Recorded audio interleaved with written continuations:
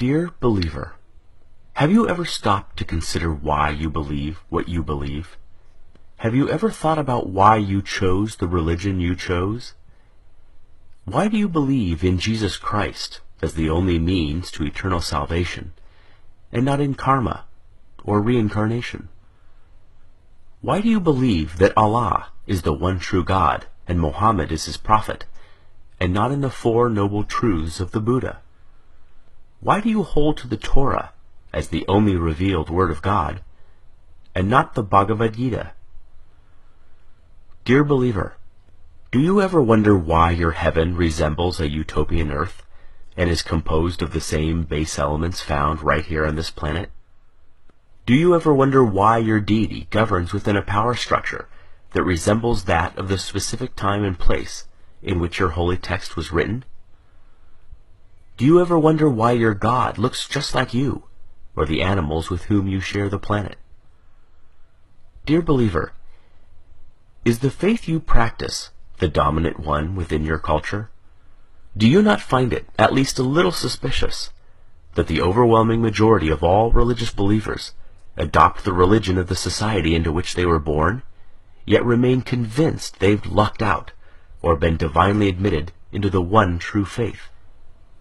Does it not make you at least somewhat apprehensive that almost every person of faith chooses belief not because of its virtues, supporting evidence, moral codes, or expression of worship, but rather because it was what they were born into? Why, out of the abundance of faith choices available, does almost every believer on the planet choose the faith that's within arm's reach? Are you a Christian because you were born in America or Europe? A Muslim because you were born in Saudi Arabia or Indonesia? A Buddhist because you were born in Japan or China? A Hindu because you were born in India? Can it be that faith is, in almost every case, just an accident of geography? Do you sincerely believe that had you been born in another country, you'd undoubtedly still be practicing the same faith you now embrace? Dear believer, is the faith you practice that of your parents and their parents before them? Is it the first to which you were exposed? Did you know that nearly all religious devotees end up believing what they were taught to believe by their parents? Why is it that we scoff at the idea of labeling a young person a Republican child, or a Marxist child, or a Keynesian child, understanding he or she lacks the intellectual discrimination, life experience, and wisdom to make such a complicated and nuanced decision, but we do not raise so much as an eyebrow when a youngster is referred to as a Christian child, surely a choice no less complex? Could it be that there's no such thing as a Muslim child, just a child of Muslim parents? Dear believer, you are supremely confident in your faith. You know it is the right one, and all others are wrong. You are literally willing to bet your eternal soul on that very fact. And yet, have you ever stopped to consider that there are 24 major religions and literally thousands of different faiths practiced on this planet? Did you know that within Christianity alone, there are more than 45,000 different denominations, each claiming to understand ultimate truth better than all the others?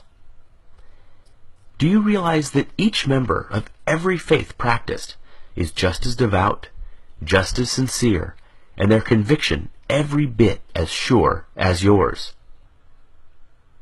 Did you know they too read infallible holy texts, have airtight apologetics, have experienced miracles, feel God's presence, sense His still small voice, obediently follow His perfect will for their lives, love Him indescribably, and can defend their belief with the same fervency as you do yours? And yet, since every religion is mutually exclusive and contradicts the others in matters both large and small, they cannot all be right. Right? You know, you just know, your faith is the exception.